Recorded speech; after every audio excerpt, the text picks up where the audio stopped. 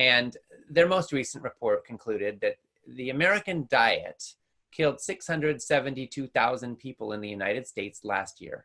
Wow. Worldwide, food is killing more than 11 million people per year, poor food choices. And so in the US alone, we have more deaths from what we're eating than the number of Americans who died in World War I, World War II, both Iraq wars, Afghanistan war, Vietnam war, Korean war combined. Empowering you organically, delivering content you trust with results you love. Welcome everyone to another episode of Empowering You Organically. I'm your host, Jonathan Hunsaker, joined by my co-host, Terry Ann Trevenin. Hey everyone. We have a very, very special guest, Mr. Ocean Robbins. Ocean, thanks for joining us. Hey, I'm so glad to be with you both and everyone who's watching right now. Absolutely. Terry Ann, will you give us a quick bio? Absolutely. Ocean Robbins is author of the newly released book, 31-Day Food Revolution, Heal Your Body, Feel Great, and Transform Your World. He serves as CEO and co-founder of the 500,000 plus member Food Revolution Network, one of the largest communities of healthy eating advocates on the planet. Ocean has held hundreds of live seminars and events that have touched millions of lives in 190 nations. His grandfather founded Baskin Robbins, and his father, John Robbins, walked away from the family company to write bestsellers like Diet for a New America and to become a renowned health advocate. Now, Ocean is on a mission to transform the industrialized food culture into one that celebrates and supports healthy people and a healthy planet. So again, Ocean, thank you for joining us today. We're so excited to have you. And I want to ask you just right out of the gate, your family background's so interesting from, where your family came from to where you are now. Talk a little bit about, what your life was like growing up, your journey into health, and where you are now so that people really understand how you came to found the Food Revolution Network, but all the way back to the beginning of where you learned about natural health and food and how it impacts our life. Absolutely. Well, as you mentioned in my bio, my grandpa founded an ice cream company, 31 flavors, Baskin Robbins, and my dad, John, grew up with an ice cream cone-shaped swimming pool in the backyard and 31 flavors of ice cream in the freezer. He was groomed from early childhood to one day join in running the family company. But when he was in his early 20s, he was offered that chance and he said no. And he walked away from a path that was practically paved with gold and ice cream to, as we jokingly say in our family, follow his own rocky road. He ended up moving with my mom to a little island off the coast of Canada where they built this one-room log cabin. They grew most of their own food. They practiced yoga and meditation for several hours a day, and they named their kid Ocean. That, of course, would be me. And they almost named me Kale, by the way. And that was before Kale was cool. So I've got to tell you, on behalf of my future social life, I am glad they took the more conservative route when they named their son. They would have been cool before Kale was cool, though. They would have been setting the trend. Had you I know, right? It's true, yeah. Cool, but they would have been like ahead of the times with that, by the way. Way ahead of the times. Yeah. I like the name Kale. Well, thank you. Maybe some viewers will adopt it for future children. Who knows? There you go. You're going to start right now. Look what you did. Opened a can of worms. Yeah. But in any case, we did eat a lot of kale and other veggies in the garden. And then when I was a little older, we moved to California, and my dad began researching a book called Diet for a New America, which came out in 1987. And it became this runaway bestseller. It inspired millions of people to look at food as a chance to make a difference in the world. And the media had a lot of fun with the story. They called my dad the rebel without a cone, among other things. And he inspired millions of people, including, as fate would have it, my own grandpa, Irvin Robbins, who wound up practically on death's door, being given a copy of my dad's book by his cardiologist and told to read it, which my grandpa did. And he followed its advice and he saved his life. He added 20 more healthy years. Wow. And so we've seen in our family that when we follow the standard American diet, we get the standard American diseases. My grandpa was suffering from heart disease and diabetes and all these other ailments. He had lost his brother-in-law, Bert Baskin, years earlier to a heart attack. And we've also seen what can happen when we make a change, which is tremendous and profound. And so I was inspired by my dad's example and wound up founding a nonprofit in my teen years called Yes, and we work with young leaders in over 65 countries around the globe. Wow. And I traveled the world for 20 years trying to empower young people to stand up for healthy lives and a healthy world. And what I saw was that everybody eats, and that what we eat has this huge impact. And I saw that KFC, McDonald's, Baskin Robbins were spreading around the world. So were pesticides, factory farms, industrialized agriculture spreading around the world. And as that was happening, waistlines were filling up and hospitals were getting filled up, and more people were suffering from the diseases that we see in the industrialized world, but they were relatively rare in places like China, India, Africa. But now they're spreading with our way of eating. And eventually I decided I needed to focus on food. So I joined with my dad in launching Food Revolution Network 8 years ago. And we've been mobilizing people all over the planet, millions of people, for healthy, ethical, sustainable food. And we're just getting started, but that's kind of a little bit of my background. And, yeah, I mean, and you can see I'm a little passionate about this topic. I mean, it's awesome.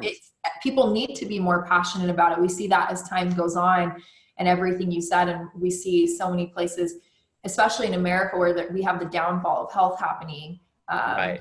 A lot of it can be attributed to food. And so really, when I listened to your story, you realized as a teenager what a big issue this was and how much we needed to change this and the way we eat and everything, which is really powerful, because I think, there's a lot of adults who don't even realize how important what we put in our body, what we put on our body matters. So it's a very powerful story, and I absolutely love what you're doing. So Food Revolution Network has been a huge passion for you. It's been something that has touched so many people. It's impacted so many people's lives. Tell us a little bit about what people will find at Food Revolution Network as far as, how you're helping people to change the world through food, and what you're doing there, and what your mission is when it comes to Food Revolution Network, just above and beyond changing food, how you really help the individual. Well, the way I look at it is that food is medicine, or it can also be poison. And unfortunately, the way that we're eating today is literally like digging our own graves with our knives and forks. The global burden of disease is a study. It's a report produced by the Institute of Health Metrics and Evaluation. Researchers at University of Washington lead this, and every year they review, the major causes of death and disease in basically every country in the world, and they analyze hundreds of causes of death and disease, and they analyze what people are dying from, and they look at all the data. And this is a major report. Dozens and dozens of researchers are on it full time. And their most recent report concluded that the American diet killed 672,000 people in the United States last year. Wow. Worldwide, food is killing more than 11 million people per year, poor food choices. And so in the US alone, we have more deaths from what we're eating than the number of Americans who died in World War I, World War II, both Iraq wars, Afghanistan war, Vietnam war, Korean war combined. But this time it isn't another country, it's our own knives and forks and what we're doing with them. And so our mission in Food Revolution Network is very literally to save lives and to help more people to have this life-saving information. And the good news is you don't have to be dependent on doctors or big food business or big agribusiness or big pharma to take responsibility for your health by making the right food choices. And when you do, you can slash your risk of heart disease, cancer, type 2 diabetes, obesity. You can slash your risk of Alzheimer's by 90%. And this is stunning. When you think about all the people that are suffering and dying from the diseases I just named, to be able to turn those around, to be able to do something, to say, no, it's not about genetics, it's not about luck, and we don't have to be victims here. It's about the choices we make, and we can radically improve our health just by making different choices. I mean, I think that's such an empowering message. So we want to share this, and we want to help people apply it, because here's the thing.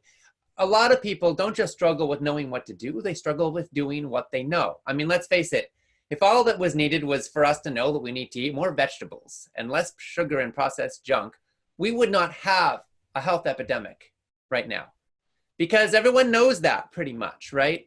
But we're not doing it. And this is because a lot of people are actually addicted to processed foods. to junk foods. And we are basically in love with foods that don't love us back. We're in abusive relationships. And so one of our goals in Food Revolution Network is, yes, to share the information, because knowledge can be power. But also in the information age, I don't think it's enough anymore. I think we need clarity, and I think we need action.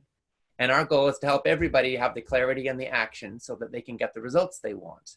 And I wrote a book called 31 Day Food Revolution, as you mentioned earlier, which really is my effort to put all this knowledge into a distilled form so you can take action. So there are 31 chapters in 31 Day Food Revolution.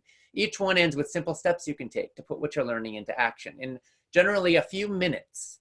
And you can get results and you can make progress. And I'm saying that in the long run, 31 Steps to Health will bring you more pleasure even than 31 flavors of ice cream. I love it. Yeah. You know what's so interesting is I get this question from people all the time when they find out what it is that I do for a living and what our mission is all about. How do I do it? Where do I start? And for people like us who have been in this for so long, it's so much easier just to say, well, this is what I did. This is what I did. But for a lot of people, they don't even know what steps to take to change their life, because this is not common mainstream information.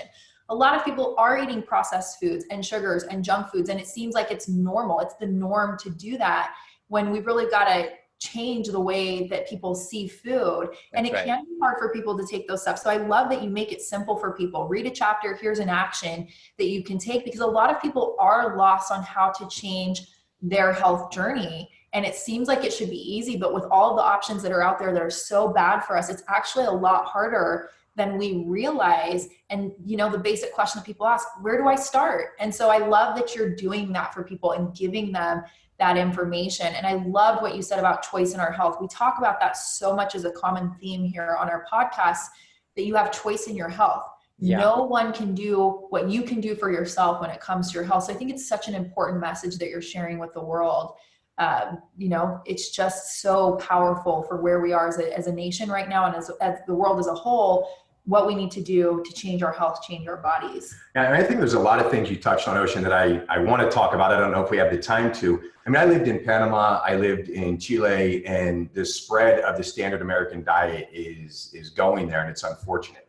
Yeah. From, you know, the fast food chains that are popping up, and they're becoming the most popular place to eat in those places because it's American or whatever it is. And it's all junk. And then you mentioned something else, addiction, and it's the food addiction that we have. We've talked about addiction on this podcast before. I smoked for 20 years, addicted to food and sugar to a certain extent as well. There's alcohol addiction. I mean, it all goes in that same thing, that comfort, right? Whether it's through smoking or drinking or eating bad. And if you don't think you're addicted to bad food, or there's not a lot of influence, do a water fast for a day and drive down the road and see how tempted you are at every KFC, McDonald's, junk food out there that's like food. It's screaming at you, food everywhere. Yeah. Unfortunately, you know, 5% are actually good, healthy choices that show up in our peripheral vision as we're driving down the road. So talk to us, give our audience some really good, usable information. Like, what can they start doing right now to create a food revolution in their own life? And what are some simple changes that they're going to start feeling different with right away? Well, you know, the critical components of any journey are, you look at where you are, you look at where you're going, and then you create a map for the route. You know, if your GPS, when you're getting directions, has to know those three things, right? The terrain, your current location, and your destination. And so depending on where you are and depending on what your destination actually is, your route's going to be different. But I think the critical thing is to clarify what your motivation is, what your big why is, what your goals are, what you're going for. Do you want to fight disease? Do you want to optimize your health? Do you want to have more muscle? Do you want to look good? Do you want to feel good? Do you want to do good? Some people choose to base their food choices around their social impact, their environmental impact. They don't want farm workers poisoned in the fields. They don't want animals tortured in factory farms. They don't want to contribute to climate change or destabilization of our topsoil or our water supply for future generations. So these are all factors that play in for people. But I think that a lot of us want to be healthy. We want to fight disease, and we want to contribute to a healthier world all at the same time. And it turns out that with food, you can do all of that. So the core principles that I advocate are for just about everybody are: number one, eat less sugar and processed junk. Number 2, eat less animal products, especially when they come from factory farms. And number 3, eat more whole plant foods. And then the 4th principle is conscious sourcing.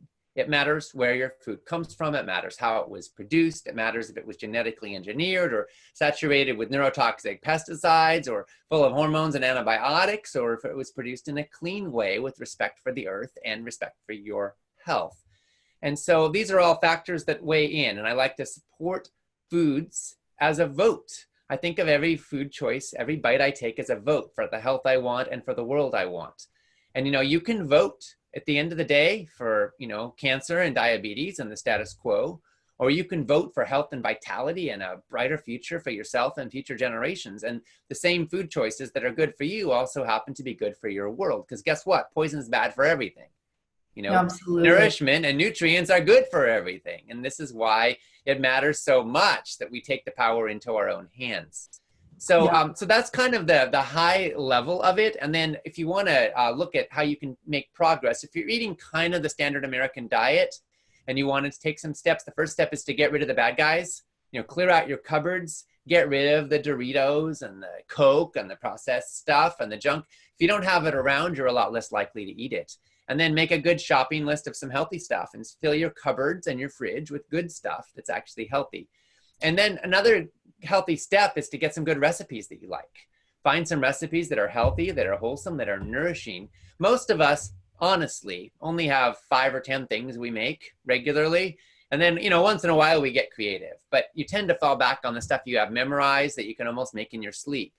And so if you can change your starting rotation by adding even one really healthy thing to the mix and make that once a week or twice a week, or make extras on the weekend, and then you got leftovers all week long, you're starting to crowd out the bad stuff with the good stuff. We tend to fall down late at night when we're tired at the end of a long day, when we're stressed out, and that's when we slip into bad habits. So the key thing is you want to create a safety net by having healthy foods available at all times that are ready to go. In 5 minutes or less, you should be able to munch something that's good for you.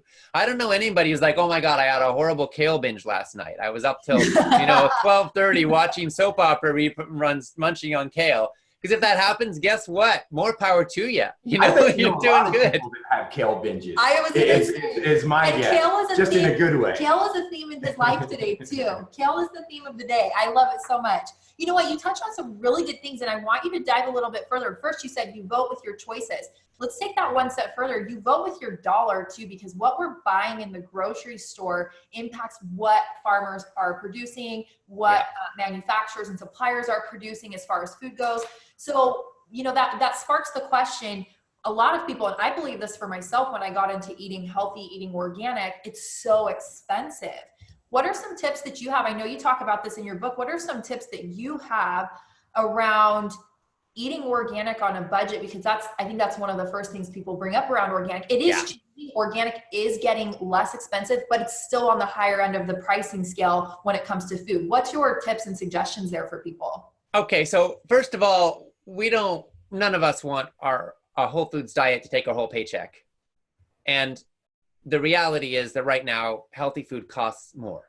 And I want to just acknowledge a couple of reasons why. We actually have a government subsidy system in place right now where the US taxpayer, and this is true in countries around the world, but I'll focus on the US for this moment, we subsidize junk food with tens of billions of dollars a year, subsidizing what's called commodities crops. So Twinkies has 14 subsidized ingredients. Wonder Bread is subsidized. High fructose corn syrup is subsidized. Factory farm meat is subsidized by the taxpayer because we're subsidizing production of corn, soy, wheat, other commodities crops that are then used for all of the processed foods in use today. Now, this is kind of crazy if you ask me. I have no problem with supporting farmers who are working hard to feed us. I think that's a wonderful thing. But why is it that we are effectively subsidizing the junk food and not subsidizing the nuts, the legumes, the fruits and vegetables that we know we should be eating more of? And instead we're subsidizing the junk. It's like you're being fined for wearing your seatbelt if you want to do the right thing for your family. And the same is true with Organixx, because right now, if organically certified farmer wants to get that certification, they've got to pay for the regulatory burden in order to be certified. And somebody who's dousing their field with pesticides doesn't have as much of a regulatory burden as the organic farmer who's doing the right thing. So if we just flip that on its head, let's suppose that the people using the pesticides and the poisons in agriculture had to pay for the regulatory burden, and the organic farmers had a smaller burden because they're, after all, growing food in a safer way, then suddenly the price would flip overnight. However, in the context we're in, there's still a lot you can do. So let's suppose you want to eat healthy on a budget. So top tips are, number one, the most expensive calories you will ever eat are the ones that make you sick. Last time I checked, cancer was pretty expensive. Heart disease was pretty expensive. So was Alzheimer's. If you eat healthy food, you'll have more energy, you'll have more vitality, you'll be more lean, you'll be more clear in your mind, and that's good for your bottom line. The second most expensive calories that we ever consume are the ones that we waste because we don't need them, because they're excess calories. The average American is eating about 500 calories a day too much. And this is fueled by the processed foods. So Doritos might look cheap, but if it's giving you cancer, it's not cheap. And if it's making you eat more than just one, in fact, if you can't stop and you devour the whole bag and it's calories you didn't need, it's not cheap either. So number three is we want to steer clear of excess restaurants, because a lot of eating out costs a premium. Now, I love eating out. Don't get me wrong. It's fun. I like letting someone else do the cleanup, and I like tasting new things. But I reserve it for special occasions. I don't base my diet around it, because it costs about 2 or 3 times as much per calorie as making food yourself. And then another big tip is go organic with the Dirty Dozen. The most pesticide contaminated foods, according to Environmental Working Group, are what they call the Dirty Dozen. But you can be a little more relaxed with some of the other foods. Generally foods that have a shell around them that you don't eat, whether we're talking bananas or mangoes or papayas or pineapple or avocados, coconuts. A lot of those are tropical, but melons, those kinds of things where you peel the outside, that tends to deal with a lot of the pesticide contamination. So if you're on a budget and you have to pick and choose, the Environmental Working Group has what they call the Clean 15, which are the foods that are the least pesticide contaminated. And in terms of your own health and safety and your families, those don't matter as much. And then I also look at cooking in quantity, so you can, because time and money are interconnected here, right? When you're stressed out, you're more likely to eat out, you're more likely to grab convenience foods.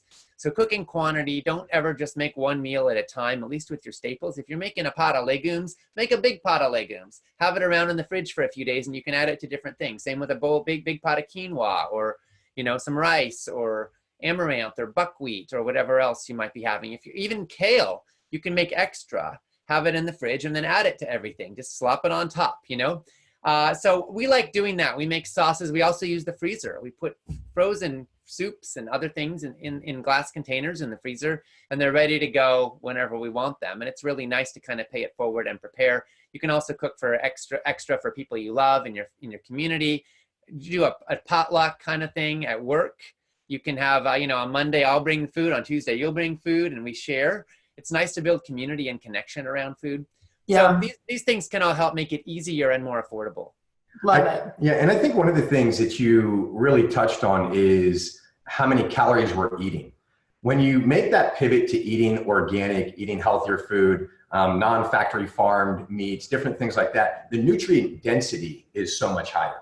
And so you don't need as much food, right? When you go out to McDonald's or someplace like that and you're eating and you're still, your stomach might feel full, but you didn't get a lot of nutrients from it. So your body's craving more. And so now you're still hungry, or it's got tons of salt in it. And so now you've eaten 1,800 calories at McDonald's. 2 hours later, your body's still craving something else. So you go eat more, and we're just stacking on the calories. And to realize that when you make the pivot to organic and eating the whole food plant-based, you're getting so much more nutrients. You don't need 2,500 calories to thrive. You can get by on 1,500 calories and get all of the nutrients that your body really needs. Yeah. Well, and you mentioned too, I think another important point that you said, you're paying $2 or $3 more per calorie than you would, eating out, going somewhere like that, than you would making your own food, even though it seems that organic is more expensive in the long run. If you're running around picking up food at fast food places and restaurants, you're probably spending more. And then also with your health.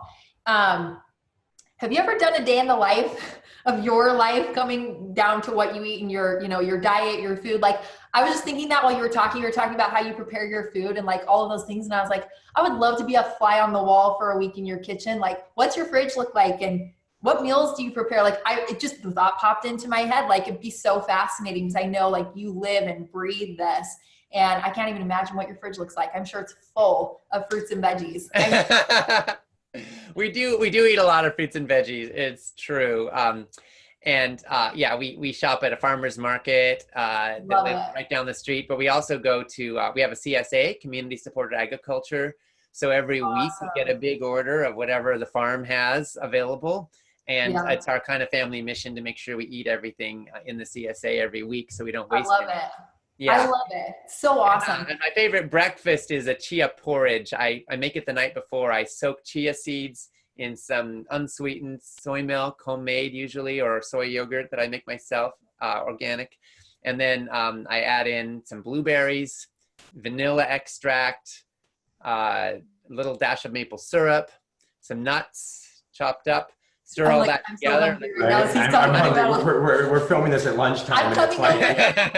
Dude, I mean, living and breathing everything you're talking about. There was one other thing you touched on that I would like you to talk a little bit about, and that's, humane food sources. And I specifically want to talk about meat and fish.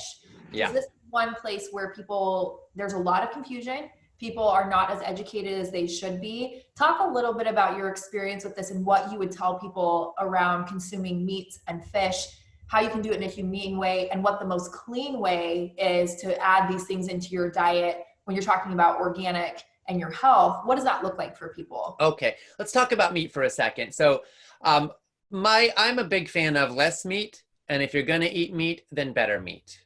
And so from an environmental resource standpoint, meat takes more resources because anytime you move up the food chain, animals need a certain amount of calories that they have to consume, and they're going to produce less calories because some of it's going to go to hoof and hide and bone and energy the animal uses to move and manure, right? So it's an inherently somewhat inefficient system when we're feeding them food that could have been fed to humans. Now, there's a certain amount of grazing land that's growing grass, and well-managed livestock can graze on that land sustainably when it's done in certain ecosystems. But the amount of meat that can be produced in that way is limited.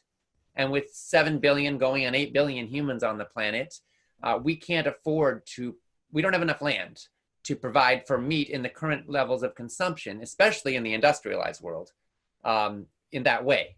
We'd have to cut down all the rainforests and all the forests of the planet, and we still wouldn't have enough. So at the end of the day, we have to cut down because the factory farming system is also really destructive. But we also need to go with better meat for those who are going to eat it, because some people still will. And the factory farming system is profoundly cruel. Animals are being pumped full of hormones and antibiotics just to keep them alive under despicable conditions. We have chickens that never see the sun, never see a blade of grass in their lives. They're packed together in such close quarters that they go crazy. They try to peck each other to death. So the industry responds by cutting off their beaks so they won't be able to succeed when they try. They are sitting in their own feces. In one chicken farmer I spoke with as I was researching my book, Craig Watts, working for Purdue. He was an award-winning producer in North Carolina. He said that 5% of the birds died before slaughter because the conditions were so terrible. They're sitting in their own feces. They get so morbidly obese they can't walk. Their feathers are falling off. They're covered with sores, and they're lying there in poop. And 5% of them are dead. So there's dead birds littered around the warehouse and dying birds everywhere. And this is where our food's coming from. So no wonder it's not healthy for humans. No wonder 80% of our chicken meat is contaminated with pathogenic bacteria. Most of it resistant to antibiotics. And we're putting 80% of our antibiotics into the livestock industry in the US, which is breeding antibiotic-resistant bacteria, which killed 20,000 Americans last year. This is an insane system. And so I say no to the factory farming system. And I say, if you're going to eat meat, make sure it's coming from pasture-raised or grass-fed animals. And let me be clear about what those terms mean. Organic means that an animal was not given hormones or antibiotics and was fed organic feed. It doesn't mean it lived humanely. It's a step in the right direction, but it's certainly not the whole enchilada, so to speak. And then we have terms like, a lot of terms that the industry puts out that mean basically nothing. But pasture raised means something. In the case of chickens, for example, a bird that's free range was given at least 2.5 square feet. A regular bird might have been given 1 square foot. A cage-free bird might be given 1.5 square feet. Free range might be 2.5 square feet. Pasture raised means 108 square feet. It's a whole different thing. That's the real thing. That means they actually ran around outside, okay? Grass-fed means something with beef. It means they actually ate grass instead of grain and soybeans, which inherently means they had to be outside because they in order to eat grass, right? So those are the terms you want to be looking for, along with the USDA organic certification if you're going to eat meat. And if you're going to eat fish, then let's keep in mind that we're strip mining our oceans in a very unsustainable way, and we're polluting them. So fish today is contaminated with large amounts of heavy metals and PCBs and all kinds of contaminants and poisons. And the lowest mercury, lowest heavy metal fish are going to be sardines, anchovies, herring, and also wild salmon. But a lot of our fish is coming from farms nowadays, and those farms are just like the factory farming system. It takes 5 pounds of seafood to make 1 pound of farmed fish. They're putting antibiotics into the water so the fish don't die, and they're adding pink color to farmed salmon's water so that it won't be gray because they're not feeding it its natural diet. So you probably, if you're hearing all this and you care about your health and the health of the world, then you probably want to move away from farmed fish if you can.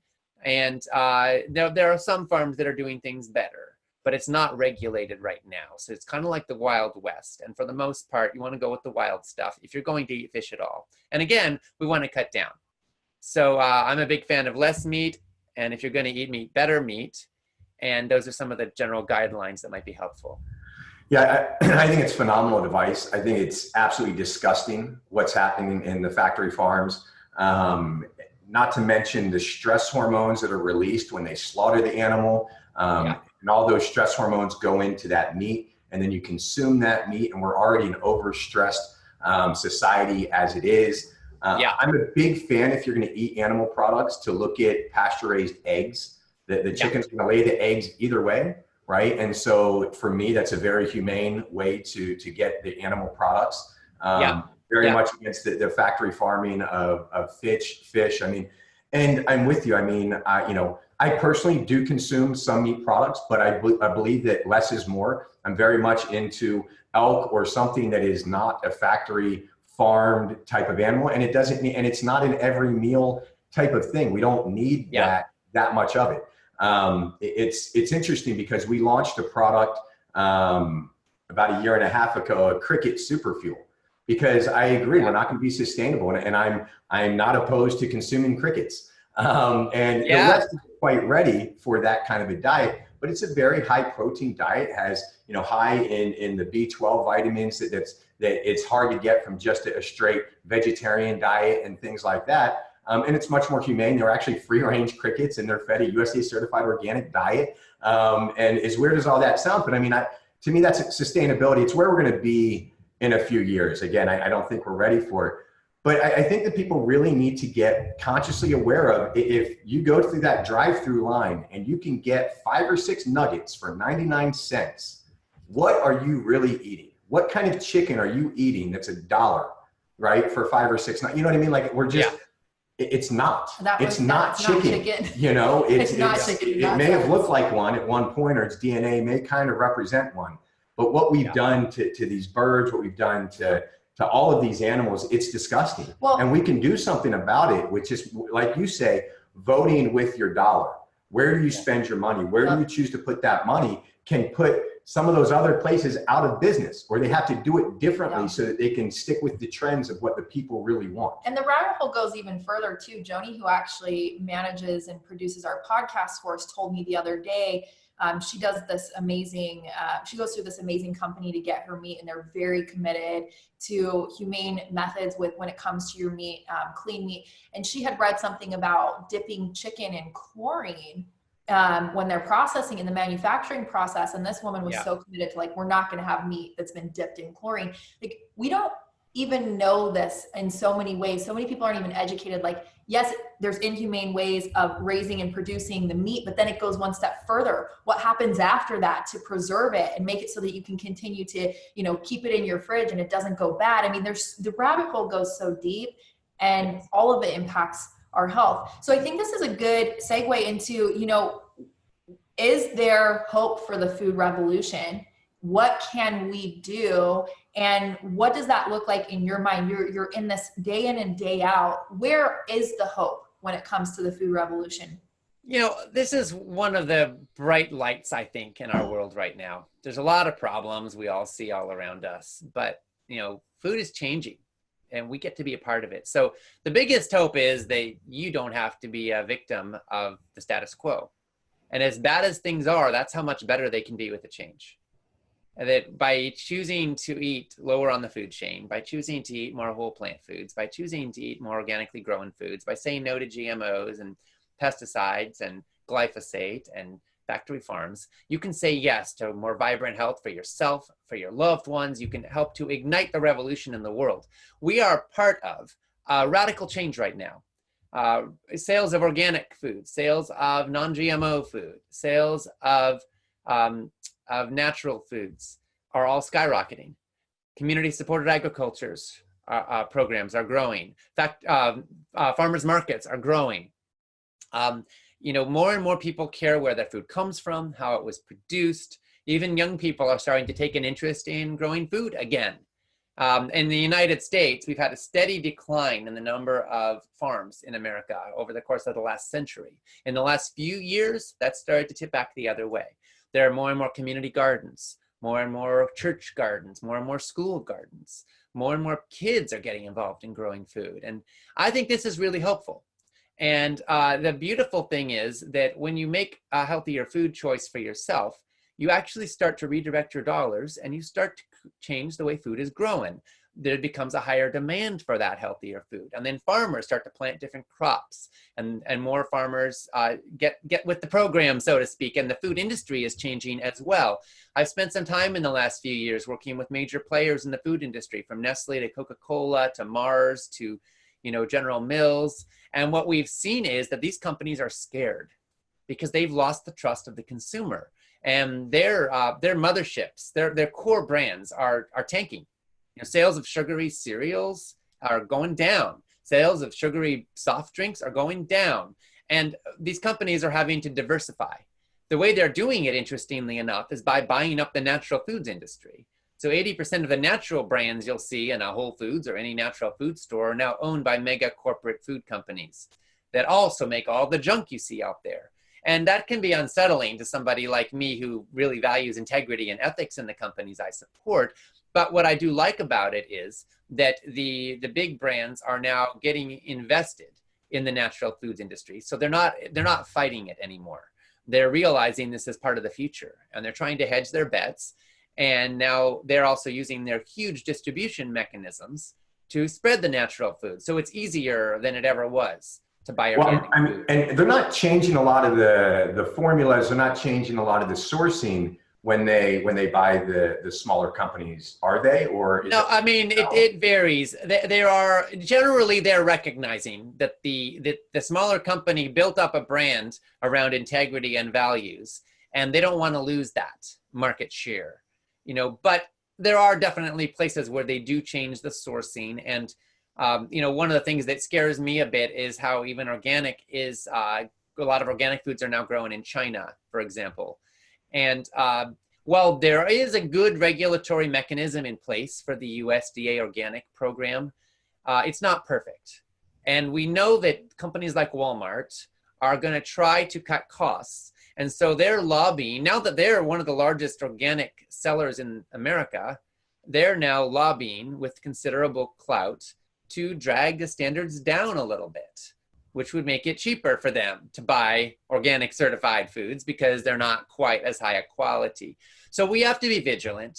we have to keep paying attention. And if you can, support the local farmers and the local farmers markets and so forth as much as possible, and the independent natural food stores, because those are often folks who got into it for the right reasons, and I want to invest in them. But I also respect that at the end of the day, if folks can make money doing the right thing, I think that's a good thing too. Absolutely. Yeah. And I agree with you. I think there is a lot of hope there. I think the other side of the, you know, the story and the conversation is that there's a lot of money behind, you know, the things that are making us sick, and we're winning that war too. Finally, we're calling people out for the ways that they've impacted our food industry, and they're paying for it. And rightfully so, because so many people have been behind making America and the world sick. And I think we're starting to win that war slowly but surely. And I loved what you said, you know, just being educated on Walmart and what they're trying to do there, where your dollar goes matters. And supporting those people who are smaller, more local, it's going to continue to bring hope into our food and the way we eat. So I love that.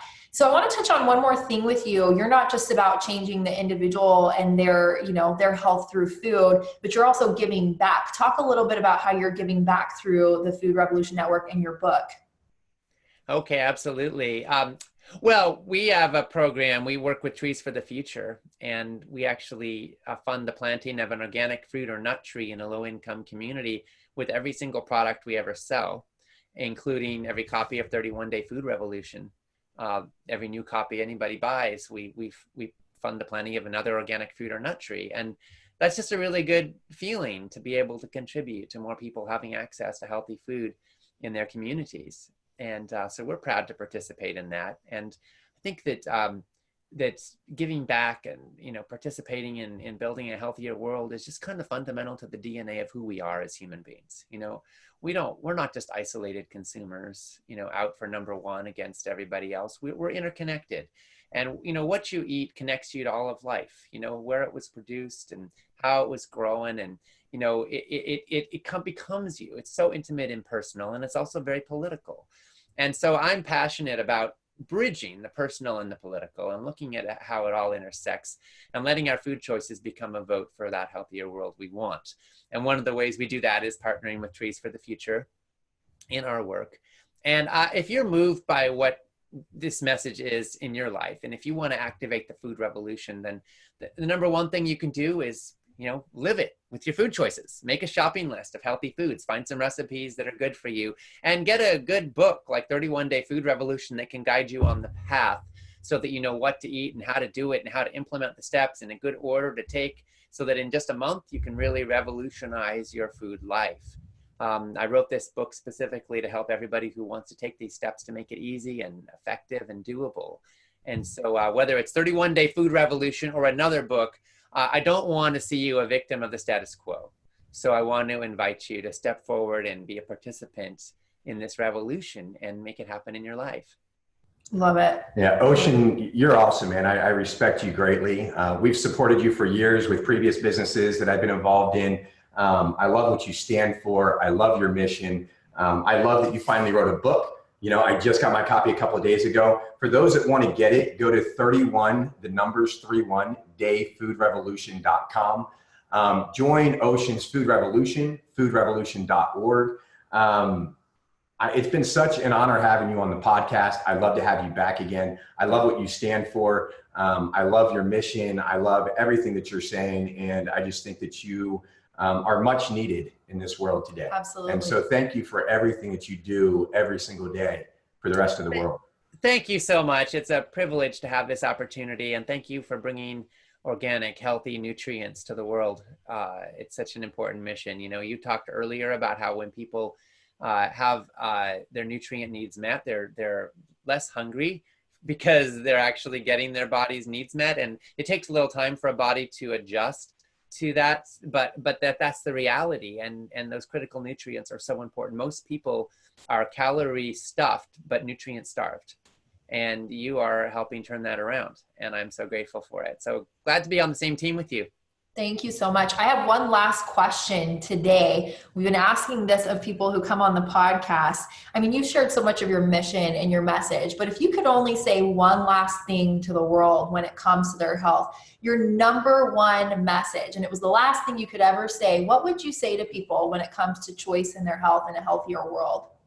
That's a lot of pressure. What comes to mind right away is food matters. So make every bite count. I love that. Wow. Powerful. Powerful, Ocean. Thanks again. Everybody that's listening, if you want the show notes, the transcripts, go to empoweringyouorganically.com. You can enjoy this interview over and over again, read the transcript, show notes, get all the links to Ocean's book, thefoodrevolution.org as well. I mean, I cannot support you enough in what you're doing. I cannot be behind you enough in your message. And I just hope everybody listening, if you're not familiar with Ocean and what he's doing, go check it out. Pull it open on your phone, go to his Amazing website, content. get his book, go to Amazing Amazon, content. whatever. Yep. It's phenomenal. Absolutely. Awesome. All right. Well, thank you so much for joining us, Ocean. It's been great to have you today. My privilege. Thank you. Thanks, Ocean. Thanks, everyone. Cool.